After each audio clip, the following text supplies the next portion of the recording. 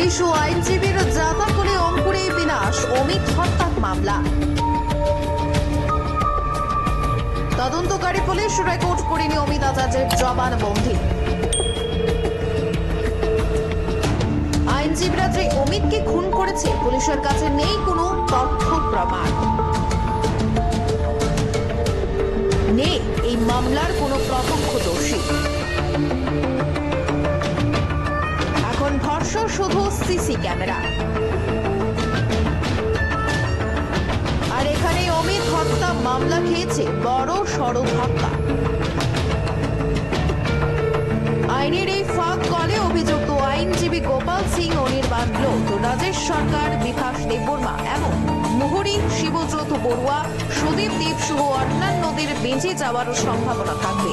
কিন্তু খুন হওয়া মুহুরী অমিত আচার্যের জবানবন্দি পুলিশ রেকর্ড করে রাখলে অভিযুক্তদের এই মামলা থেকে রেহাই পাওয়া অনেক বেশি কষ্টসাধ্য ছিল বলছেন আইনজ্ঞরা।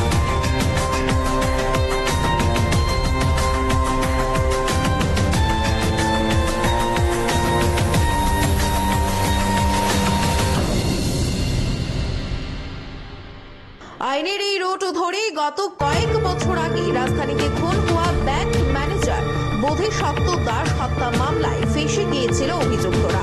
তারা এখন সাজাপ্রাপ্ত আসামি। বোধিসত্ত্ব দাস হত্যা মামলায় পুলিশ হাসপাতালের বেডে শুয়ে থাকা আহত বোধিসত্ত্বর জবানবন্দি নিয়েছিল, কিন্তু অমিত আচার্যের ক্ষেত্রে এই পথে হাঁটেনি পুলিশ। কেন?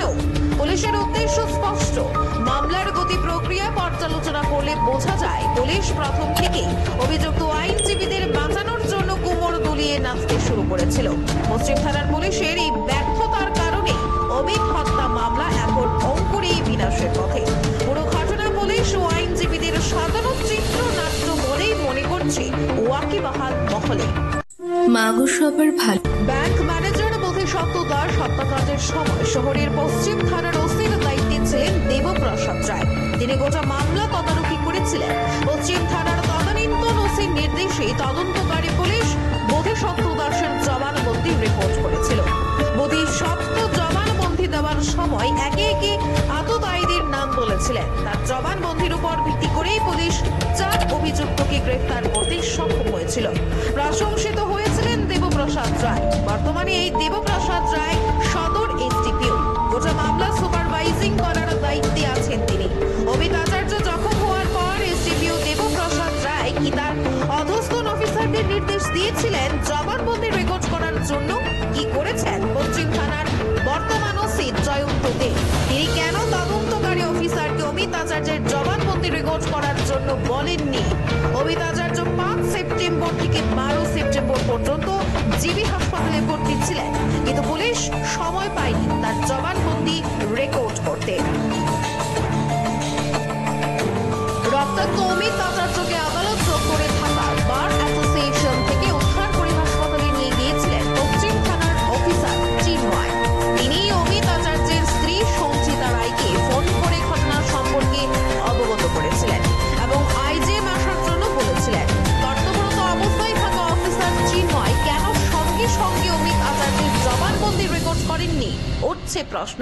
তার কাছে কিসের বাধা ছিল? অমিত আচার্যের পরিবারের সদস্যদের বক্তব্য, রক্তাক্ত অমিত কর্তব্যরত পুলিশ অফিসার চিন্ময়কে মৌখিকভাবে বলেছিলেন কে বা কারা তাকে মেরেছে। অমিত আচার্যের মুখ থেকেই বেরিয়ে এসেছিল অভিযুক্ত আইনজীবী গোপাল সিং অনির্বাণ লোক, রাজেশ সরকার, বিকাশ দেববর্মা এবং মুহুরী শিবজ্যোত বড়ুয়া, সুদীপ দেবের নাম। গত 5 সেপ্টেম্বর ঘটনার পর অমিত আচার্য নিজের হাতে একটি অভিযোগ পত্র লিখেছিলেন। তার পক্ষ থেকে স্ত্রী সঞ্চিতা রায় থানায় এসে অভিযোগ জানিয়েছিলেন। পুলিশ এটাকে মামলা হিসেবে লিপিবদ্ধ করেনি, শুধুমাত্র জিডি এন্ট্রি করেছিল। পুলিশের ব্যাখ্যা, ঘটনার পরপর অভিযুক্ত আইনজীবীরাও থানায় অমিত আচার্যের বিরুদ্ধে পাল্টা মামলা দায়ের করেছিল। এই কারণেই নাকি তারা অমিত আচার্যের স্ত্রী সঞ্চিতা রায়ের অভিযোগটিকে মামলা হিসেবে গ্রহণ করেনি। পুলিশের এই যুক্তি হাস্যকর। পরবর্তী সময়ে গত 23 সেপ্টেম্বর কলকাতায় অমিত আচার্যের মৃত্যুর পর তার বাবা দিলীপ আচার্য পশ্চিম থানায় অভিযোগ করেছিলেন। এটিকে পুলিশ মামলা হিসেবে গ্রহণ করেছে। পুলিশ কেন অমিতের স্ত্রীর জমা দেওয়া অভিযোগ পত্রটিকে মামলা হিসেবে লিপিবদ্ধ করেনি? রহস্যের দানা বাঁধছে এখানে। অথচ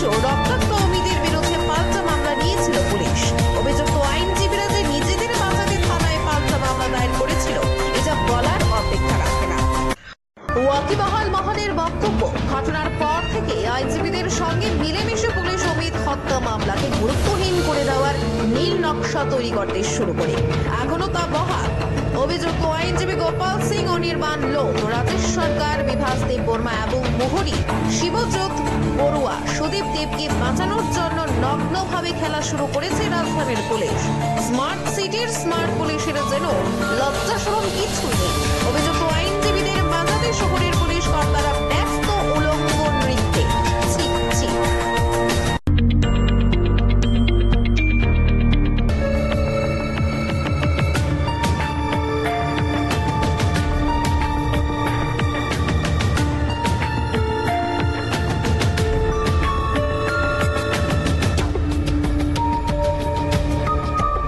Bureau Report, JM24 News.